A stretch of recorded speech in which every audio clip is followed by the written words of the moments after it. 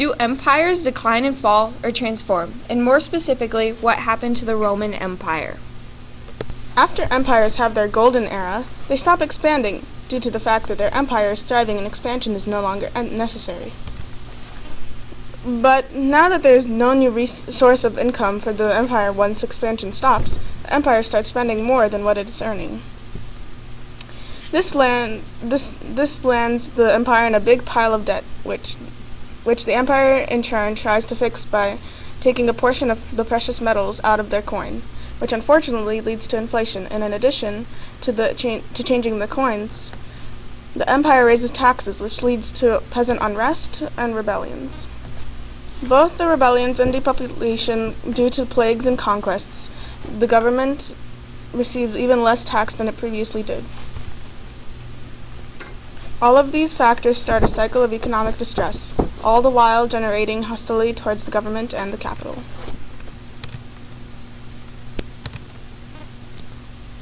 As hostility towards the capital grows, the central government loses its control on its people. The political disintegration is a result of bad ruler, succession disputes, and unnatural deaths of emperors. The weak core gives way for provinces and local generals from far from the core of the empire to raise armies and become stronger, igniting a chain of rebellions and civil wars. This presents a growing threat from inside the empire.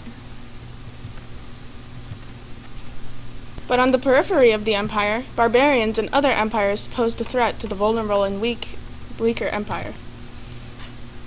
Barbarians would invade in small groups, seeing that the empire was already weak, and made the empire weaker. Invasion by invasion, once the barbarian tribes saw how weak the empire had become, a number of tribes joined together and seized the empire's powerless position. Together, they invaded and conquered the empire, and in some cases, they split the land between the tribes. Generally, there is more than one factor that ultimately causes the fall of an empire. It may be chaos on multiple fronts, economic and political, maybe rebellions, conquests being stopped, but even little things such as diseases can cause quite the impact on a flourishing empire. One empire that famously disintegrated is the Roman Empire, but historians debate whether it actually fell at all. The two main viewpoints of the question are decline and fall and transformation. The decline and fall paradigm views the end of the Roman Empire as a violent collapse of government and civilization itself. The transformation paradigm views the end of the Roman Empire as the end of a shift of power eastward that began when Diocletian split the empire into two halves. So which is right, if either of them? We know the way that empires in general decline and eventually fall, and that might even transform over time. But what happened to the Roman Empire specifically? Whether there was a transformation or a fall of the Roman Empire, there are certain factors that support both viewpoints. The Roman Empire was in power for over 500 years, and was constantly obtaining new area through their countless conquests, an economic and political powerhouse. For a long time, the Roman Empire had been getting weaker. The empire had been having greater and greater economic and political troubles. The army demanded more wages, driving the government to make more money with less silver, causing hyperinflation, making wages worth less, forcing the soldiers to demand more pay, etc. Wealthy Romans were spending money on Asian luxuries with no real value, draining money from the economy.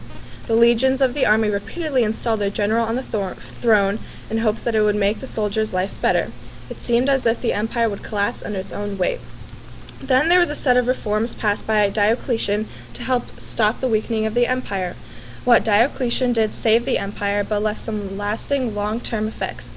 He stopped the runaway inflation and lack of tax revenue, but in the process hindered further economic growth. He split the empire into the east and the west, and he recruited the Germanic tribesmen for protection. To prevent a single legion from rising up against him, he made each individual legion smaller. But inviting Germanic tribesmen to join your army has its risks. During this time, different groups of Germanic tribesmen from within the western half of the empire began to rebel. These groups usually wanted some advantage, such as having their chief become commander of the whole army. When their requests were refused, they would march into Rome and make their wishes come true. Slowly, the empire was shattered by different groups, and the political structure of the western half fell apart. With this information in hand, we return to the question of whether the empire actually fell. The Roman Empire definitely changed during this time. It became a fragmented society ruled by local landowners.